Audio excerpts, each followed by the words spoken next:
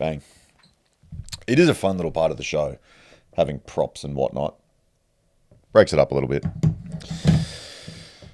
Make sure I set this. We're started. We're ready. I was talking to a mate of mine yesterday. I've been doing some specific exercises. They've been really helping, actually.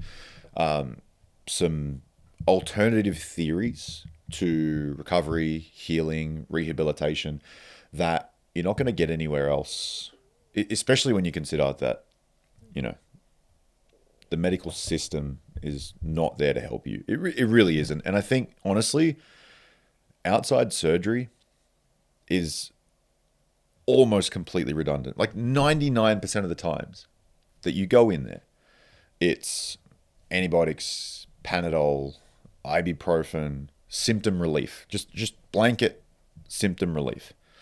Not what's the root cause of this, not what might be triggering this, not how are we going to diagnose the actual issue that is presenting this with the symptoms that you have, and how does that match to these sorts of things. And it's very surface level.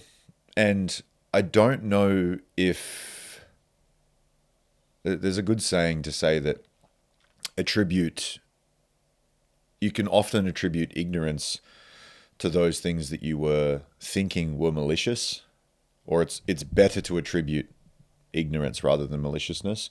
And I'm butchering that, not verbatim whatsoever, but you get the idea. But I think at a certain point, you have to kind of grow up a little bit and see the world the way that it actually is, and then decide that, no, if the handbrake was pulled off from society and life in general, we'd be in a significantly better place. And I don't see how being ignorant to that really helps all that much.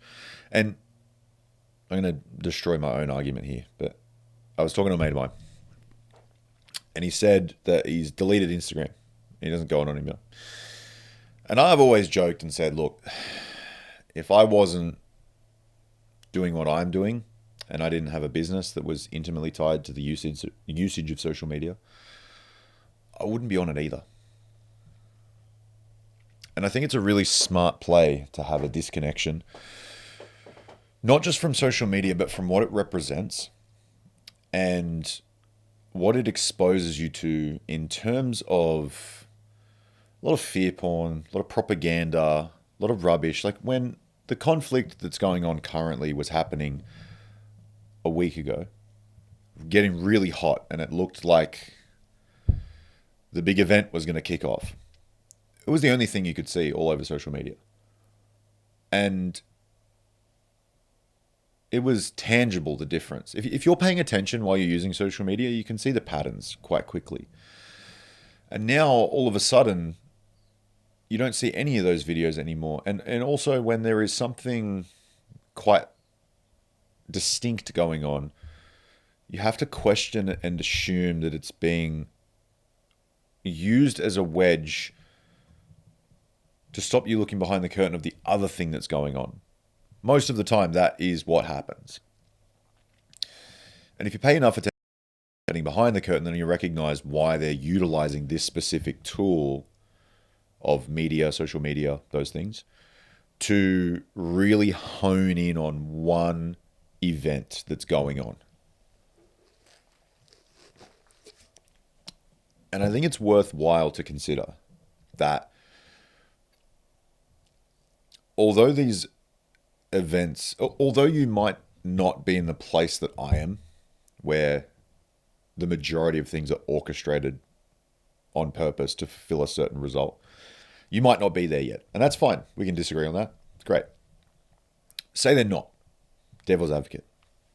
Say they're not orchestrated, and say they're not scripted out hundreds of years in advance, as the evidence would suggest. If that's not true, hypothetically, what about the fact that these events do happen and then they are capitalized upon? Could you agree with that? something happens down the road, and then a public organization or NGO, private organization, decide to utilize that as a marketing campaign. Whatever happens, like even something benign, right? There's a window shop in town, and there'd been a situation where someone had thrown a rock through a window, and then they utilized that to be able to market their services, to say that we have the toughest windows in town. A rather, benign situation that isn't really malicious in its nature or insidious in its nature, but it could be. On the surface level, you just thought, oh, they're capitalizing off that. But what if the window shop employee was the one who was throwing it through the window to get rid of their competitors? Maybe. And then it would be orchestrated and then capitalized on. And I'm not saying you have to think about this for everything, but I'm saying that due to a massive uptick in what is shown to you via social media, I think it's not irresponsible to assume that it's either that way or it's being capitalized upon as it happens. But things don't happen organically. Large-scale world events don't happen organically. I am completely ship-sailed off that boat.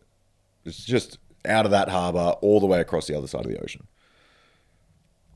You reread through history again and again and again and again, even in the last 2 centuries, and you look at all the events and you look at how that was neatly positioned as a pawn on the chessboard to be sacrificed so that then this could happen. There was a consolidation of power as a result of this very unique and convenient event happening. And that the people who were engineering these events, or maybe capitalizing off of them, were able to get to another level. And if you look at it tactically, or you look at it for the skirmish of it all, and you see it as a big game, and how strategic patterns can start to emerge, and you look at it very neatly. You look at the way that Napoleon used to go through his battles. You look at how Alexander used to go through his. You look at how the Germans used to go through theirs. There was actually a really interesting point with the Germans in the 40s as to why they had a disproportionate amount of success with their blitzkrieg method. It wasn't necessarily that they just went gun-ho and just charged through everything recklessly. It was a little bit of that. But it was also their chain of command wasn't beholden to the very top, whereas the Russians were. And so you would have front linemen communicating to generals, sergeants, lieutenants. I have no idea what the order is, but obviously it's a hierarchy of command. All the way to the very tippy top, where the person who was the furthest away from the events that were happening, and therefore the least qualified to make the decision, had to make the decision on what they should be doing. And that time delay obviously stalled out a lot of the momentum. And also the dissonance between being there and thinking that you know what's best when you're up in your little bat cave really doesn't make for good decision making. Whereas on the other side of the conflict, the Germans had an idea that the meritocracy of the idea, or the value of the idea, should be put in the people that are closest to the event. So they entrusted people to make decisions for how they should proceed at the very front. Not at the very front, obviously the front line and the cannon fodder and whatever else, but there were people who were extremely close to the conflict that could make decisions about what should happen next, and therefore the speed was much faster, and their ability to act on what was going on now was significantly improved. It's a similar thing with, this is a autistic parallel, but the Ritz-Carlton have a employee experience guarantee from the company to say that if they can enhance the experience of any customer to like the next level and it's underneath $2,000, they have permission to do so. And so there was a story about this girl who wanted a themed room because they were going to Disneyland and all these sorts of things. And so they spent upwards to $2,000 of decking out the room with all the Disneyland stuff and just made the daughter's day significantly better. Where the father, who was a very wealthy businessman, said that because you guys went to the end of the earth to make this happen, I will never stay anywhere else.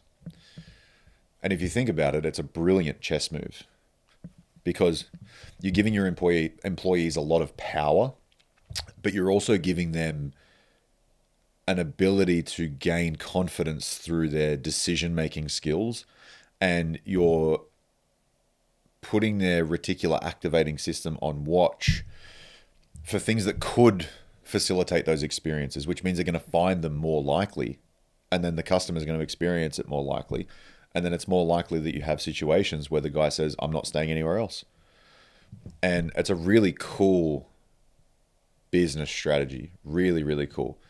And I think war and business are very similar because it's obviously just all boils down to decision making and strategy and skills, and how you facilitate how you put in certain inputs to get certain outputs. And even another strategy that I've come across quite recently was a cleaning service.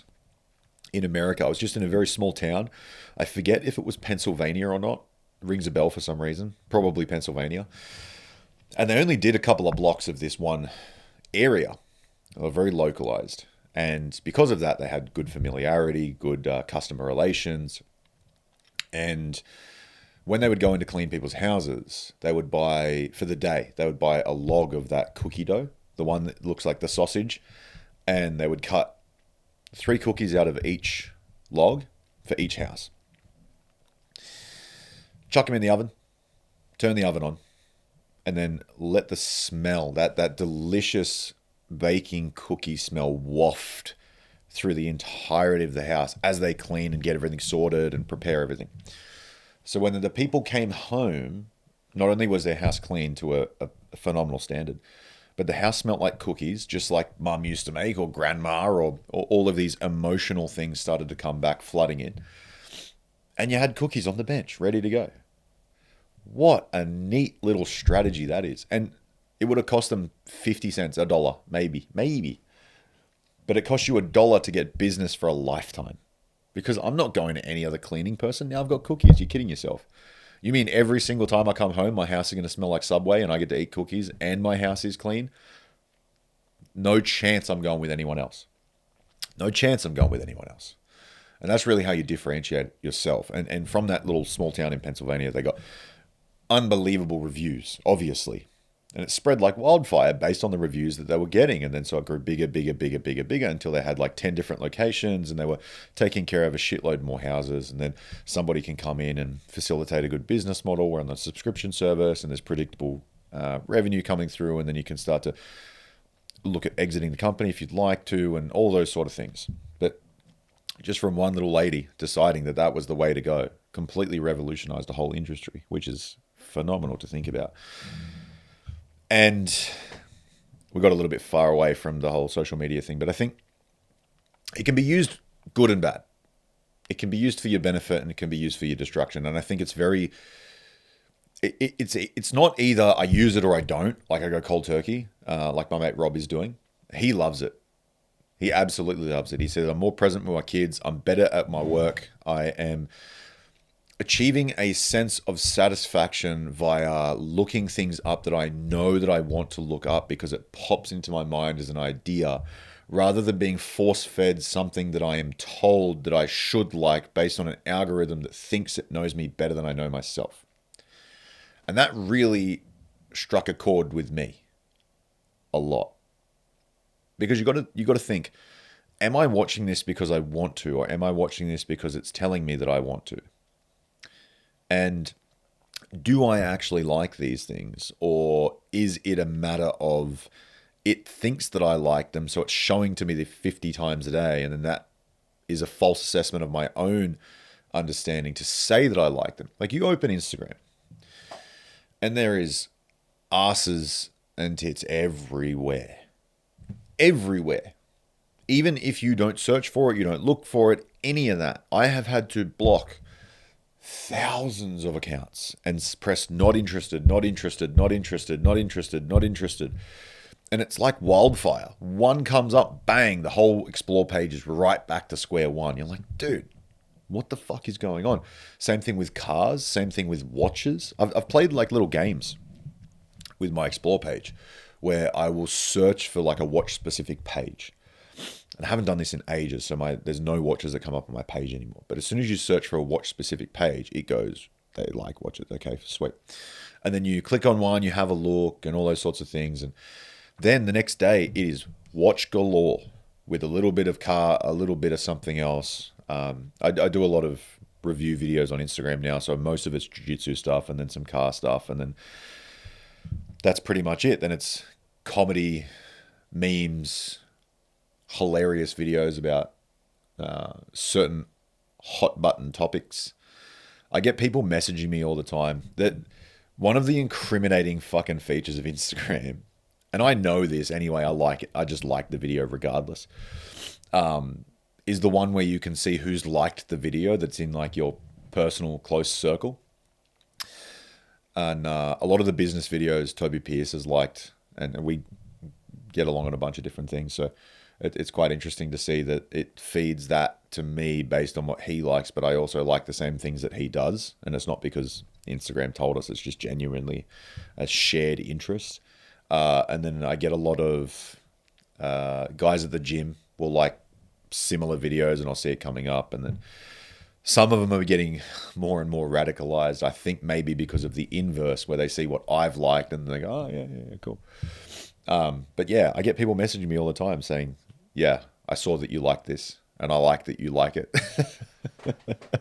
It's about all sorts of shit. It's about all sorts of stuff. World War II, World War I, all the things that are going on, and a lot of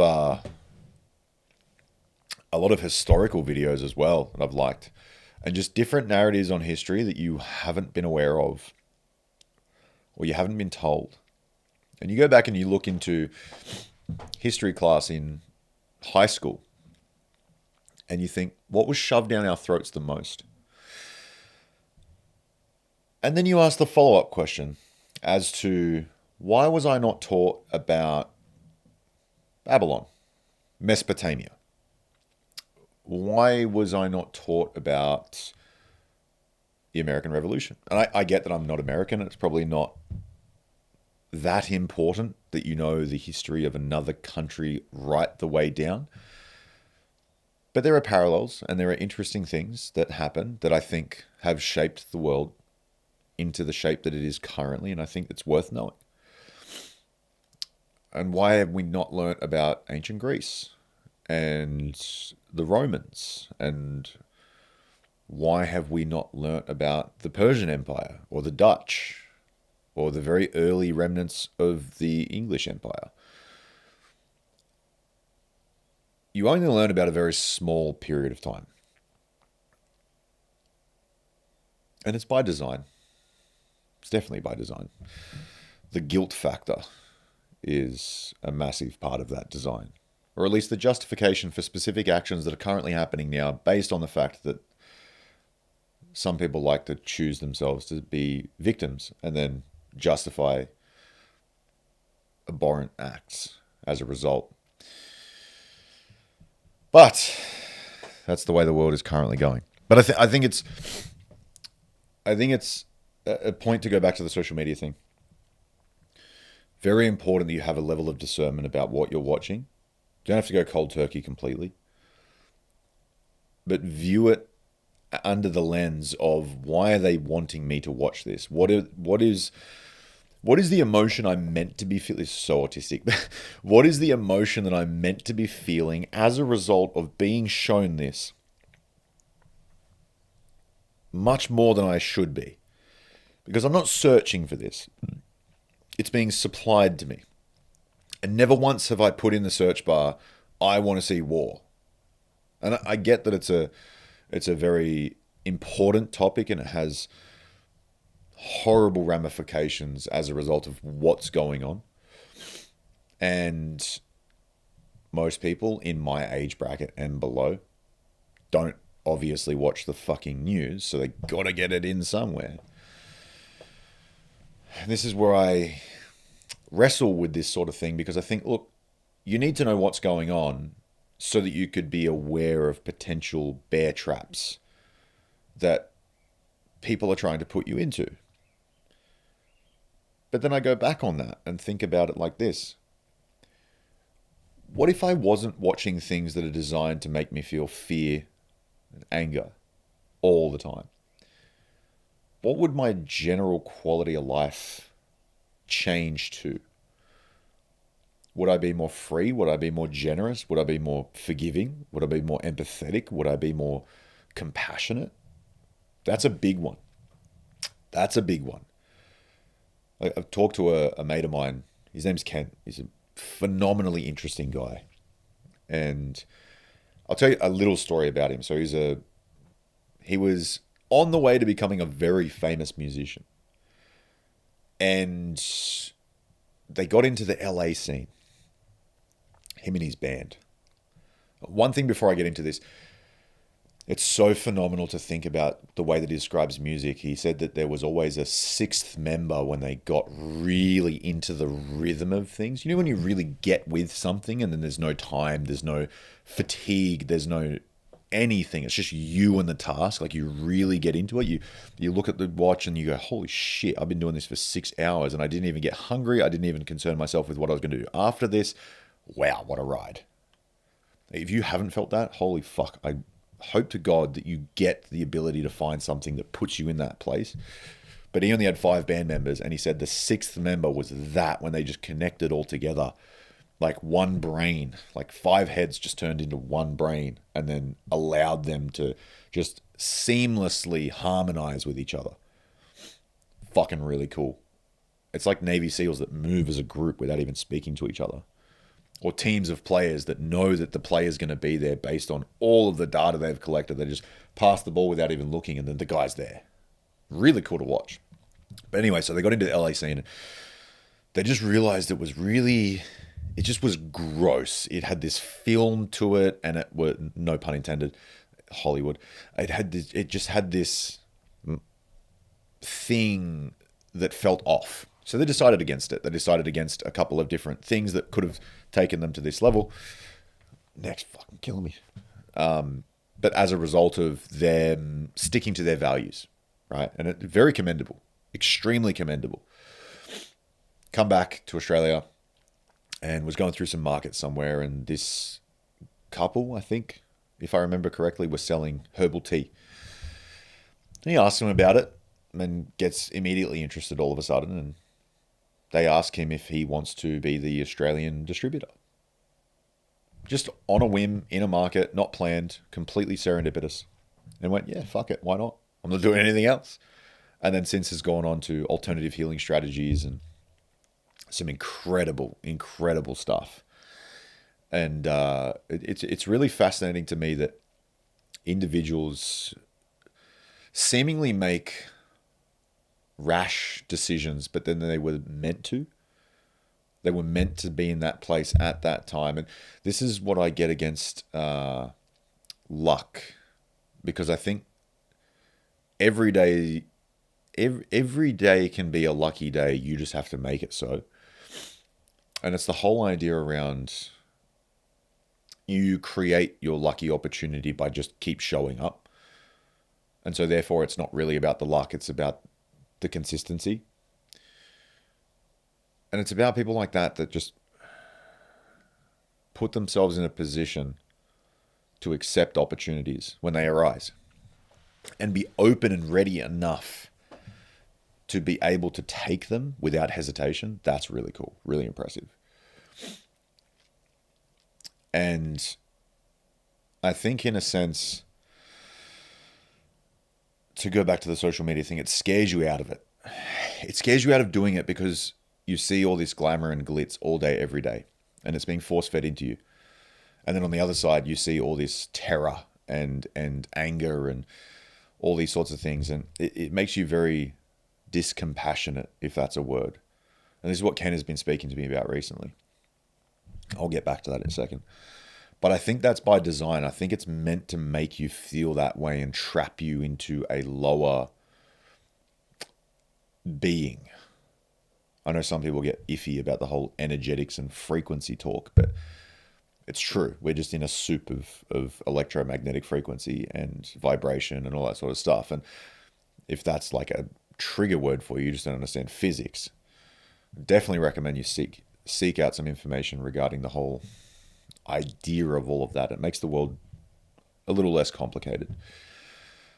And that the Earth has a resonant frequency. I think it's 7.48 hertz, something in that nature. I can't remember what it actually is, but it has a frequency that it hums at. And then that's why the grounding thing is really important, because our bodies match the Earth's frequency, and sometimes they don't because of Wi-Fi and all the other electromagnetic things that are in the air.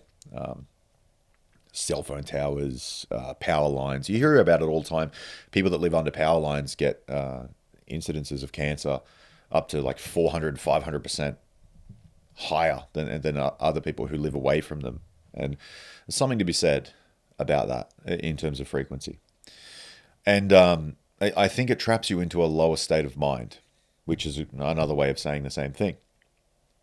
And that you don't take risks, you don't take opportunities. You think that the world is unfair and sad, and you don't want to participate in these sorts of things. And we're seeing it with the younger generation just coming up behind me.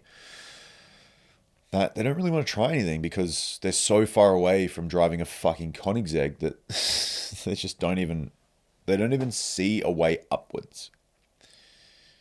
Or they're so discontent with the idea of participating in a world the way that it currently is that they just would rather destroy themselves with hedonic adaptations, or hedonic treadmills rather.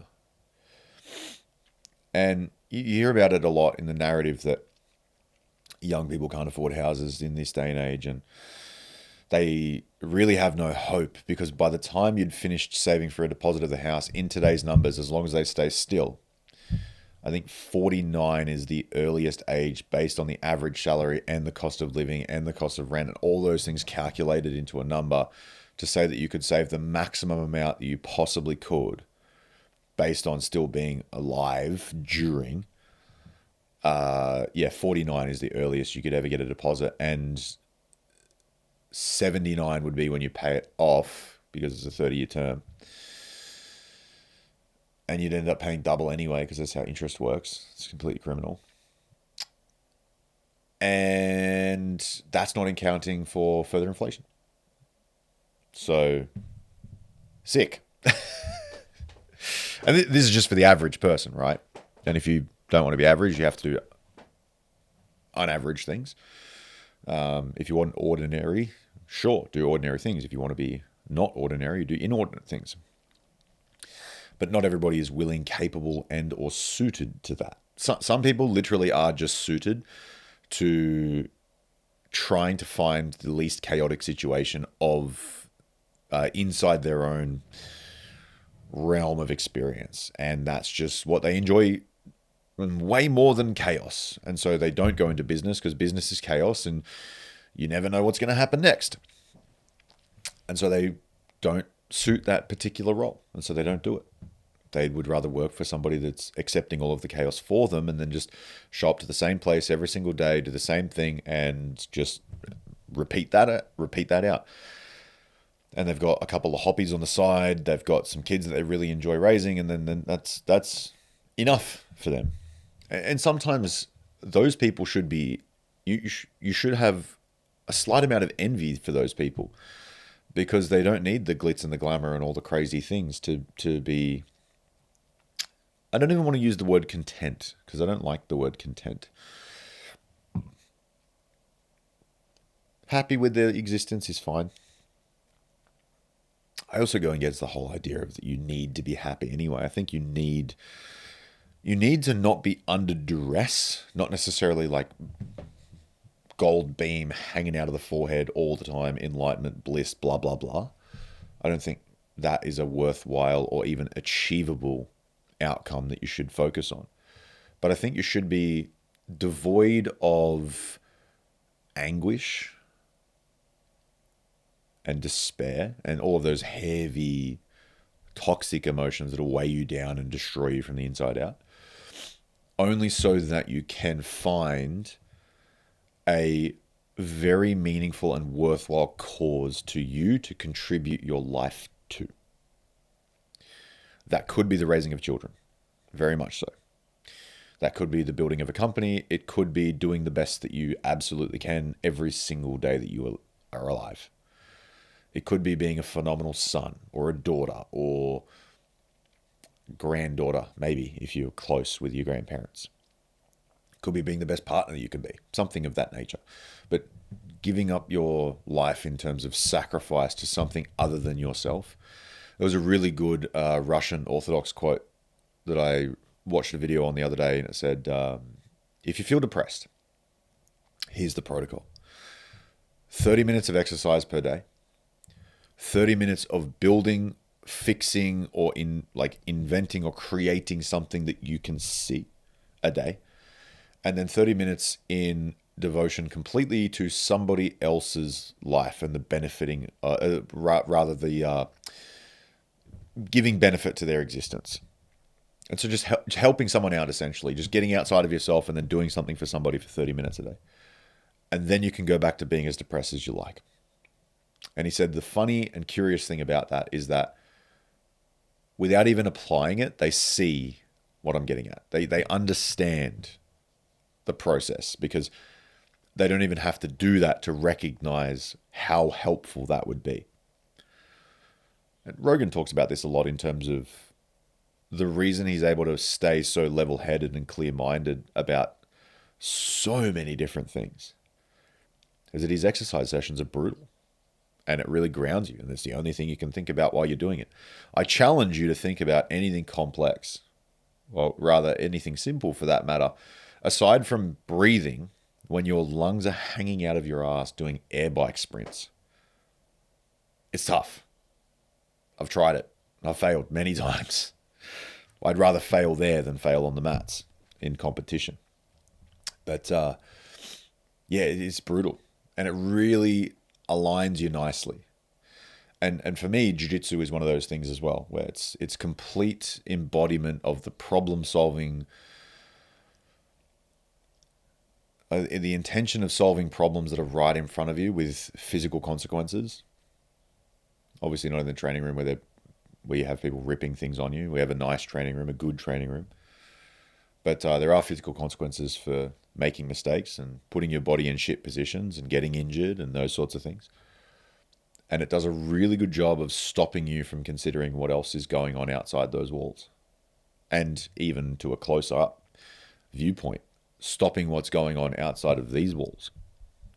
Because you have to be focused. You have to be there. You have to be right there in the moment, because if you're not, it'll pass you by and you'll be sitting at the end of the event or the match or whatever else, be thinking, fuck, I wasn't there. I'd missed that opportunity. I didn't take the risk when I needed to, and now I've got energy left over for a drive home that literally doesn't make any difference to my life. And yeah, you'd hate to have that feeling consistently. You really would. And my whole thing, had a little bit of a resurgence with some more philosophical ideas, and more specifically Bruce Lee, which I've never really done a deep dive into. Everybody's heard the become water, you empty the cup, blah, blah, blah. Did a really great rendition of that just then. That's the whole quote, by the way. It's not. Empty your mind. When you pour water into the cup, you become the cup, or it becomes the cup. And it's a phenomenal interview. If you haven't seen it, there's not much of Bruce Lee on YouTube. It's just that one 30-minute interview from the 70s, I think. And he talks about martial arts being the union of a lot of different things. And I really do like this idea. Really what it is it's the self-expression, like the purest self-expression of movement, thought, emotion, spirit, all those things combined. And the interviewer was speaking about the fact that the West has moved away from philosophy, art, and sport being one subject. Whereas in the Oriental and the Eastern side of things, it is one subject because it's just life. It's just a way of life. And then you read about the quote in terms of you'd rather be the warrior in the garden, the gardener in the war. And then you link that together as well with the idea that the samurais would always partake in something artistic as well as physical. So they would do calligraphy, they would write poetry, they would garden, they would create bonsai trees and farm and do these things. And it was that striking of balance where they started to become like the warrior monk ideology. So they had these physical, tangible skills, but they weren't just one-dimensional. They weren't just physically impressive. They were also mentally impressive, and they could recite certain things, and they could create artistic expressions of certain things, and they had capacities beyond just physical. And I think it's really important to consider. Because if you get stuck thinking about purely physical things, you will only be a physical being. Like, you will only have that dimension to you. And it's very easy to get caught up in how shit that can be. Especially when you start to think about the parallels to nihilism and that nothing really matters, so that why bother trying? And obviously depending on who you read, it's a misinterpretation of the whole philosophy. But nothing really matters, so I can do anything is also another interpretation. It depends on how you see it. It's glass half empty, glass half full, fucking whatever. You choose what it means to you, essentially. But it's a really good thought experiment to think about. We're not just matter. We're not just meat suits. Like some people want you to believe that you're just a robot or you're a mechanical organism. You're a machine that's being piloted by electrochemicals and just firing and wiring of the brain. And it's interesting and curious because they still haven't solved the problem of consciousness. They have no idea where it comes from. No idea. The medical industry has no answer. And you even see it in fields like strength conditioning, where the people that think about just isolating certain segments of the body have worse results than training the body as a total. And you see that in business as well. If people are just disproportionately favored to one thing only, and then they let everything else go down, they're only treating it as like a mechanical thing. They're not treating it as like a growing, evolving organism that has different elements to it. And this is the same thing that the samurai were sort of thinking about as well. You had different elements to you. And so if you're walking down the street in your samurai armor, going towards battle, but you saw a little girl playing with a flower or crossing the road, you would stop and help them and show that capacity as well. Rather than just being like, yeah, I'm fucking tough, blah, blah, blah. There's so much depth of character to be had there. And if you're just siloing yourself into one category, then I think you're missing the point, which is just my opinion, of course, but that's what I think. And to go back to the conversation with Kent, the compassion thing from earlier, he's speaking about the fact that the media's job is to divide and conquer. It's a hallmark saying for a reason. And the whole division idea, or the way that certain things are perpetuated, clickbaited, reported on, it's just meant to drive division on purpose. And division from the best version of you, but then also division from your fellow man. And look, this is not something that I've historically been very good at. Probably growing up in a system that hasn't really focused on it all that much. maybe from parents as well. But again, that's my responsibility. It's my decisions, my actions. But having a very low threshold for that sort of thing. Like people get frustrated with other people very quickly, but then realize, like we forget to realize that we're all relatively similar. I mean, we come from different cultures, different backgrounds, what have you. But there's a really good video of a Jamaican guy in the streets. I think it's in LA. I think it's in Santa Monica Pier. At least it looks like that from the video. And he goes, if you pour water, I'm not going to do a Jamaican accent. I will not do it justice. If you pour water into a yellow can, a green can, a blue can, and a purple can, and you put the lids on all of them, shake them up and mix them all together. And he goes, it's very difficult to do, like you seal it properly. He goes, it's very difficult to decipher what's actually in the can. And even though they look different on the outside, they're all same on the inside. He uses that as a metaphor to describe humans. And he goes, well, I'm a black one, you're a white one, this one's a yellow one, whatever. But he goes, inside, we're all made of the same stuff. We've got the same guts. We've got the same shit. I think it's very easy to forget that. I think the internet is very good at forcing you to forget it. Even with like anonymity on the internet. I get people making fake profiles to say shit to me that they would never say to my face. I know that for a fact because I've never had a bad interaction in person. Ever. Not once. Never. Never happened. And that is in line with a lot of other people that I know that have lots of personal interactions when they go out in public. And I find that very strange. I find it very strange. Because you're using it as a shroud of safety. But then you know that you shouldn't be doing it. You know that you wouldn't do it in person. And then yet you do it anyway because the temptation's there. I find that very interesting. It's not something that I do. It's not something that I've done. It's very weird. I find it very odd. But social media allows for that to happen. And I think weak individuals take that as an opportunity to get something over somebody that they don't like or what have you. And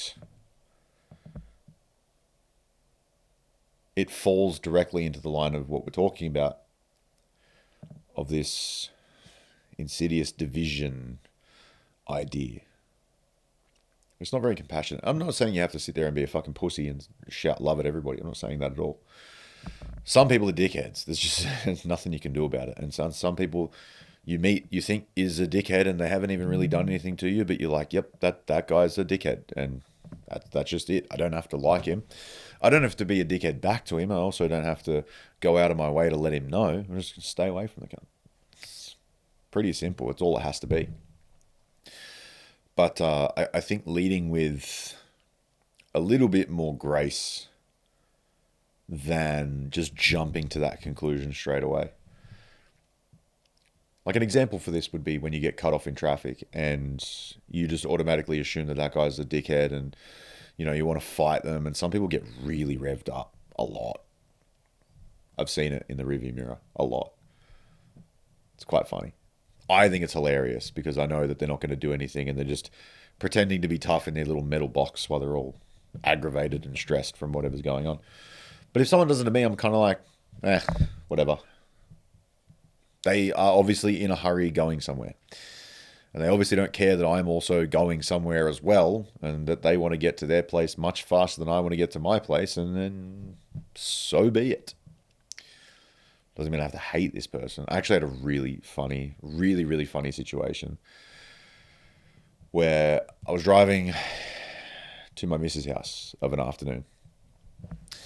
And I'm usually in the right lane. And there's good reason for me usually being in the right lane, because I'm doing what people should do in the right lane. And now if you're in America, this would be the left lane for you, but in Australia, the left lane's the slow lane, hence why I'm never in it. Anyway, so I'm driving down the freeway, and sometimes you just zone out.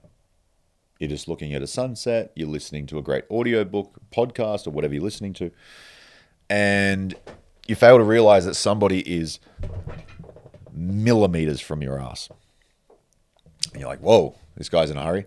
And I was blocked by a car to my left, so I can't get out of the lane. I sped up to try and get past the car in the left, and then that obviously wasn't good enough for old mate that was behind me. Decided to go brake around the front of that car, like around the left car, and then in front of them, cut them off, and then come this close to the front of my car, which is dangerous at 110 kilometers an hour. And I was like, all right, that guy obviously wants to be where he needs to be, fucking way more than I need, way more than I need to. Got in front of the other car, pulled out of the right lane, cruised down the freeway. I'm not in a rush. I had all the time in the world. And the funny part is, this like specific part of the freeway where you exit always gets banked up with traffic because there's a lot of different lanes that cross that intersection. And I just so happen to meet the guy that cut me off right at the same set of traffic lights. And I was like, oh, isn't that funny? All that sprinting around for nothing. Which is usually the case. I think they did a study from Sydney to Newcastle, which is about a 2-hour drive. And if you did 10Ks, 15Ks, 20Ks over the speed limit, all the way up, I think the maximum amount of time you saved was like 18 minutes, which is not a lot in the grand scheme of things. The likelihood that you end up at the same set of traffic lights as the guy behind you going much slower is pretty high, which I find hilarious. But anyway, we end up at the same set of lights.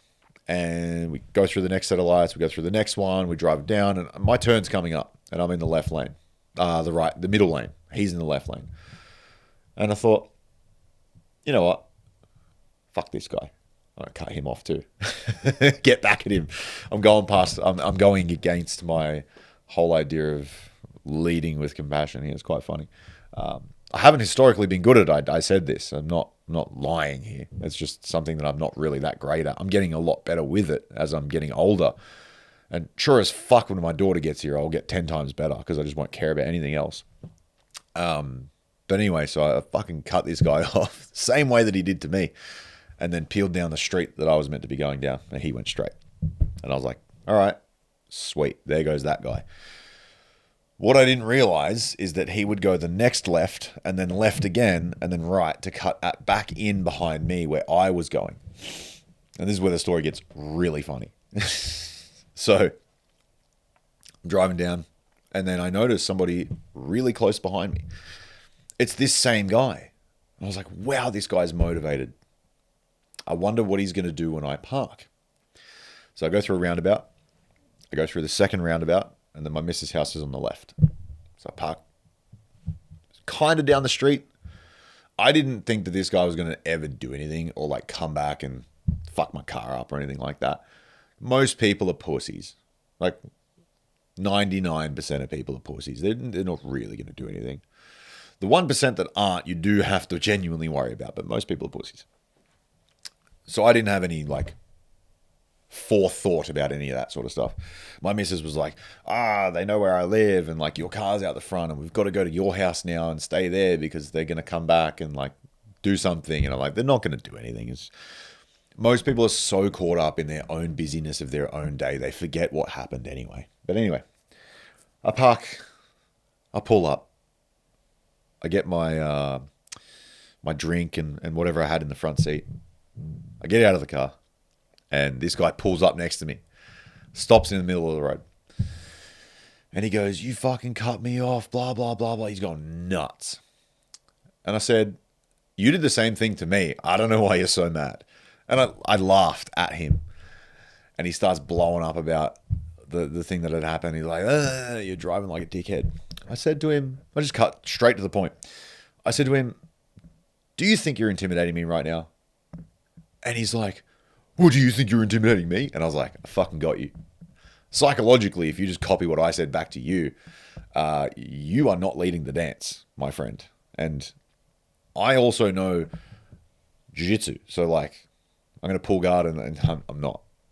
But I thought it was very funny because if you would have seen this guy, he's like a comic book guy with the ponytail and the gut, and he's obviously never lifted weights or trained a day in his life. And not that I was ever going to do anything, by the way. I just thought it was hilarious that someone would get so mad so quickly, see an orc get out of a drug dealer looking car, which it was. C63S AMG is a fucking drug dealer looking car, historically. Not saying that I did that, but it just looks like it. You see a large human get out, especially with my fucked up head. You're like, this guy's done some shit. And starts laughing at you. You think, like, I'm in a little bit of trouble here. I'll probably just drive away. Not this guy. He just decided to stay. And so I said, all right, well, the only logical conclusion here is that you either keep yelling at me, you drive away, or you get out and we fight. What more do you want from me? I don't know where you see this ending other than those three things. Like, you either sit here and keep yelling and I'm going to go inside, you drive off, or we fight.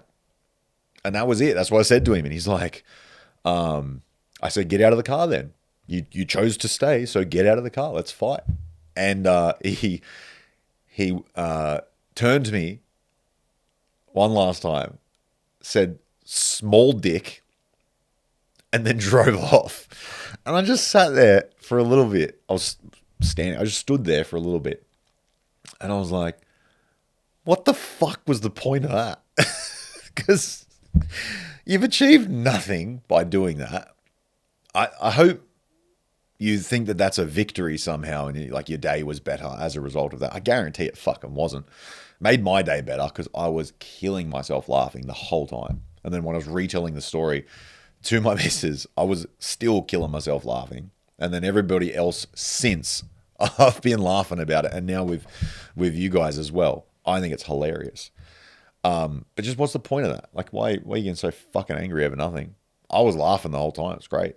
But I think probably a result of what we've been speaking about concurrently throughout the episode is just that guy probably just intakes a whole bunch of negative media all day, every day, so that when there's a seemingly benign situation, it just throws him over the edge because his level's already at his eyebrows. And so when someone cuts him off, he just blows his top and goes for it. But I don't know. I think it's really funny. And I didn't really mean for that to happen. But it's just people are so tightly wound and high strung about nothing. I think it's quite funny. But yeah, I think that's to go through the scenes of what we're talking about in essence. Like, be careful of the media that you intake because it's designed to make you feel like shit. And at least if you're aware of it, you can laugh at it because you're like, this is fucking stupid. And you allow it not to manipulate you. Like, yeah, you're still going to be wasting time fucking doom scrolling, but at least you won't be getting so involved and heated within it that you just get carried away. The alternative to that is just delete it and don't fucking use it at all, which for some people in my life that I've been speaking to is a great thing. And then also leading with a little bit more compassion is the right word, but just a little bit more breadth for individuals that might be in that situation that you don't know about. And it's not that they're trying to be a cunt. They're very agitated by the way that their life is going. And it's not really a poor reflection on you. It's just, they're having a bad day. Just square it away like that. You're like, that guy's having a bad day. And I'm not saying you have to go to your mate's house and ask him how he's feeling and all that sort of stuff. Like, guys struggle with that anyway. But what I am saying is that don't lead with offense, like straight away, like that guy's a cunt, fucking blah, blah, blah. Because, it's not really going to help you. I don't think. I don't think so. And honestly, if you guys are listening to this as well, I don't think that if you just lead with that all of the time, like somebody's arguing with you as soon as they bring up anything outside of your viewpoint, they're not. Maybe they're just trying to have a conversation. Possibly. Possibly just trying to figure out some ideas. Maybe they are trying to argue with you. Maybe it doesn't fucking matter. I don't know. Jiu-Jitsu does a good thing. It provides a good thing with your lowering of your, like, well, the raising of your threshold for bullshit. Because someone cuts you off in traffic, you just kind of laugh at it because you're like, I could dast that guy. Not really, but I mean, most two-stripe white belts could dust 99% of the public. But you kind of realize, you're like, hey, this guy's not trying to strangle me. I'm not getting smothered or wrist locked or absolutely fucking destroyed at the moment. So then everything is kind of like okay below that. As long as it's below that, I'm fine. And I actually don't need to worry about it all that much. It's just, it is what it is. And then just, that's fine. I think it's an interesting way to look at it. I think, to go back to the Bruce Lee point, the whole like martial arts being an expression of self and not allowing yourself to get to that place very often, like not living in the extremes just because you have no control, or rather you are only seeing yourself as this physical entity. Like nothing really matters. This is fucking bullshit, blah, blah, blah. There's no connection to anything else. There's no connection to philosophy or artistry or spirit or anything like that. You just kind of think, oh, well, we're here, we're for a little bit, we like live, pay bills, and then die. This is a very bleak outlook on existence, and I don't think it's very helpful. I'm not saying you have to go down to the traditional route of religion. I'm not saying you have to pick a team and philosophize everything based on that specific team. But like me personally, I'm not specifically religious. I think all of them have their benefits, and I think all of them also have their negatives. And I think it's difficult to join a team currently based on what I know already, just based off the pure fact that there has been so much fuckery in the last 2 centuries. And you read about different iterations of the Bible and you're like, dude, how can I even trust that this is the original thing? Because it isn't. And even with the whole ideology that Jesus was a particular type of individual, no, he wasn't at all. Being from that region and being a specific type of person are 2 different things. It's like saying it's like saying if I was born to Australian parents in England on a holiday, that somehow makes me English. It doesn't. It makes me Australian, who was born in England, who satisfies the requirements of an English passport. It doesn't denote my ethnicity. It just means that I was born there. I've always found that particularly interesting too. Like, let's say you live in Spain and your parents went on a holiday when they were pregnant with you, and they just happened to be in Italy at the time, and then they just had you, but you're Spanish through and through. Whole family, whole lineage, always been from Spain. And then you're just like, yeah, I'm Italian. You're like, no, you're fucking not. You're just born in Italy. You have an Italian passport. Passport doesn't mean ethnicity. I can go and buy a passport if I want. I can go and put 250 grand US in a bank account, and then all of a sudden, I have a new passport. Doesn't mean I'm from that fucking place. It also doesn't mean if I go to another country and do the citizenship test and spend a decade there that I somehow become Singaporean just because I own a passport from that place. I think it's the same thing whether you spend 10 years there in your 30s to your 40s, or if you're born there. Just because you were born in the lines of a fucking map to say that you were in this country at this time doesn't change your fucking ethnicity. Maybe this is me just being completely fucking retarded, but I think that it's interesting regardless. Like, people just say that, oh, I'm this nationality. You're not really. You don't even have cultural ties to that land. It's fucking stupid. Like if I was born in Japan, it doesn't make me Japanese. It makes me Australian still. And then I just happen to have a Japanese passport and citizenship and whatever else. It is funny how that works, though, isn't it? Like even if you go down to the whole like identity with where you're from. If you were, so say like going back to religion, if you were born in England, you're probably Catholic, Christian, Protestant, whatever. But if you were the same person, but you were born in China, maybe you're a Buddhist. You know what I mean? This is kind of where I get at it with. It's like, what were you exposed to?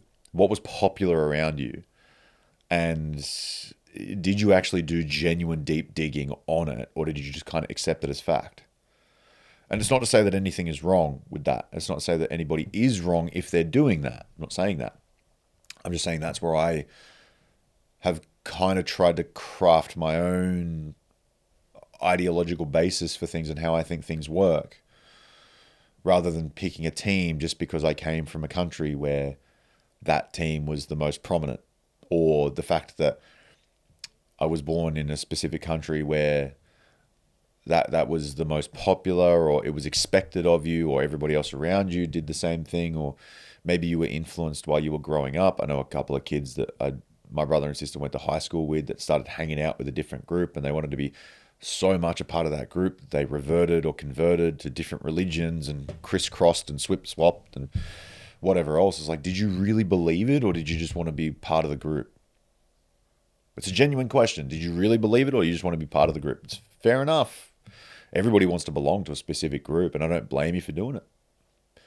But it just comes down to that. And then you also think about, in terms of the history of all these things and the way that it's been used as a wedge for specific outcomes, and, you know, the way that it's been changed and chopped and exchanged. And you think about all the books that were omitted from the Bible way back when, and what those teachings were about and why they were omitted, and how that could actually give you a better picture of what is really going on regarding you and your place in the whole world, and then also the universe. And the fact that it is very convenient that those were removed, because then you would understand things on a different level. And if you did understand things at a different level, you wouldn't be beholden to specific structures that are making your life a fucking living hell.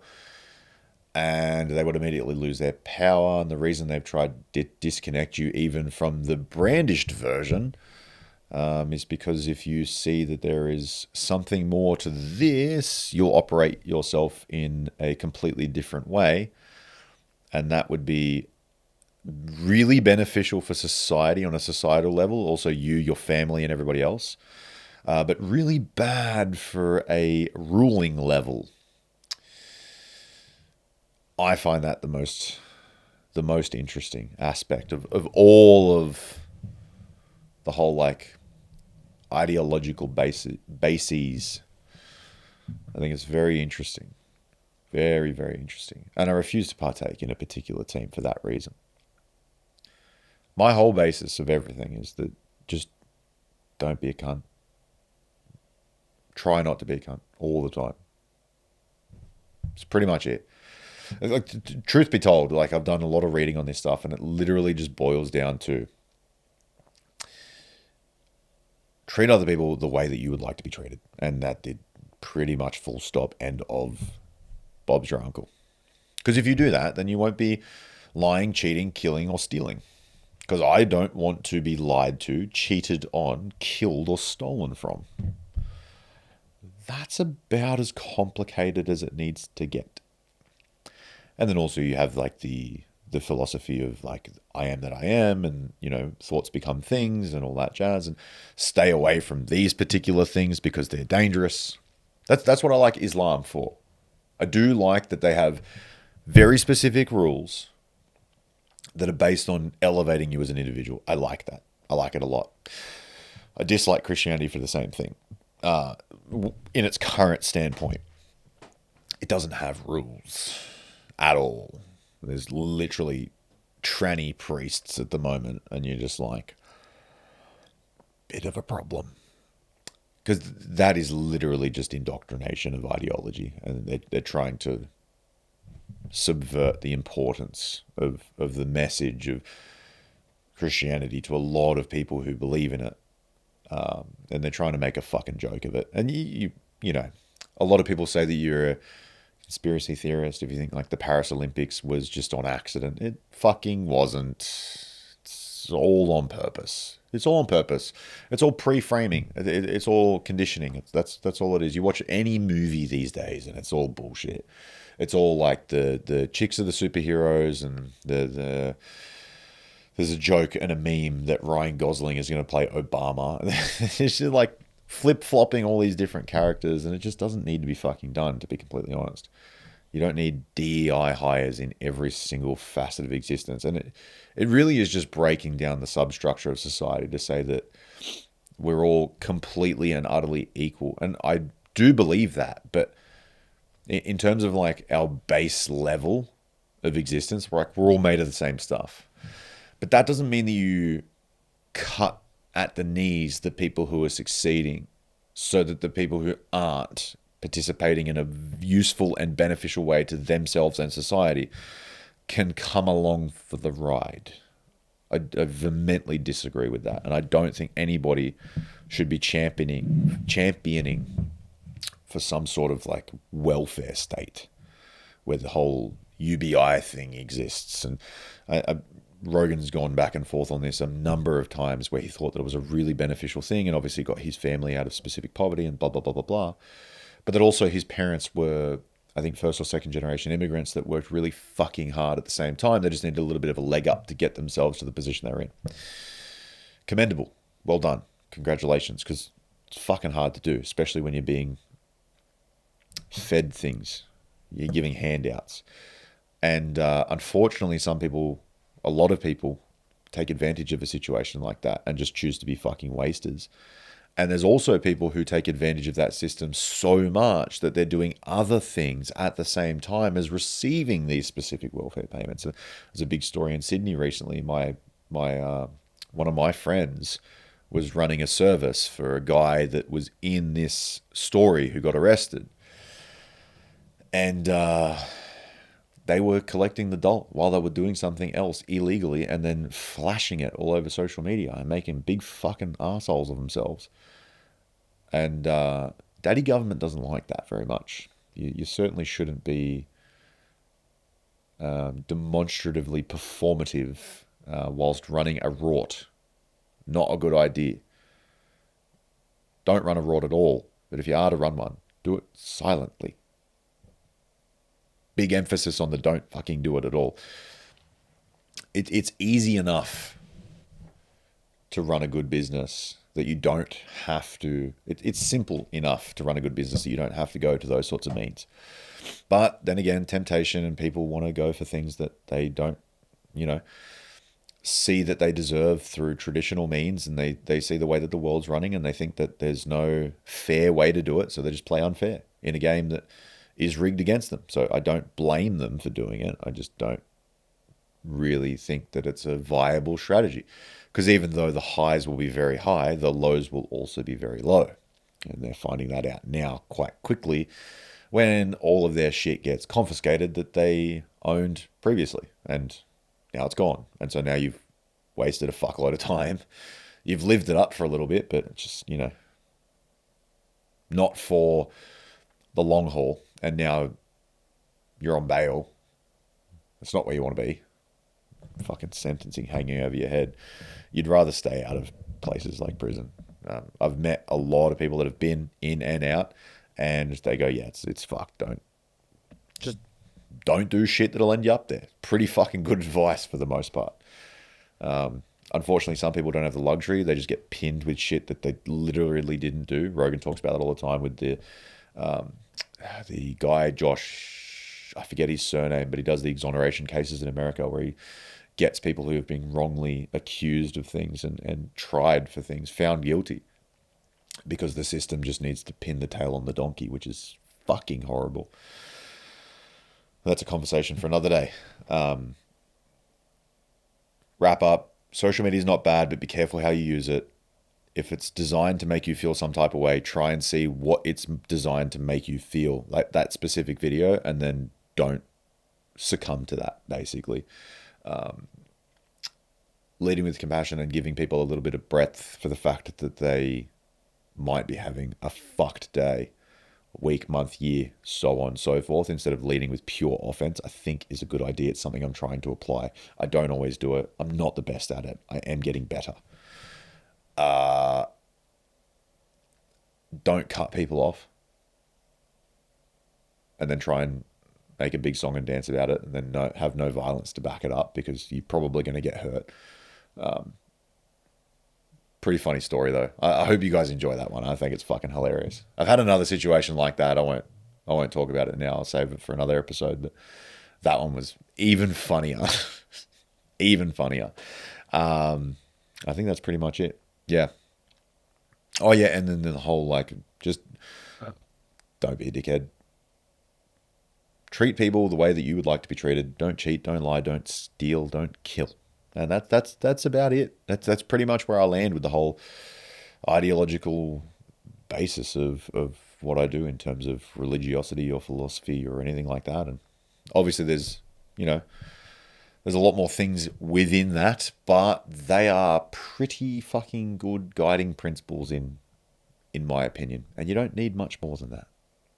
Really, that's a really solid foundation. Anything above that is just a little bit of fun and expansion of your ideas of whatever this is. But anyway, hopefully you enjoyed another episode. We'll be back again next week. See you then.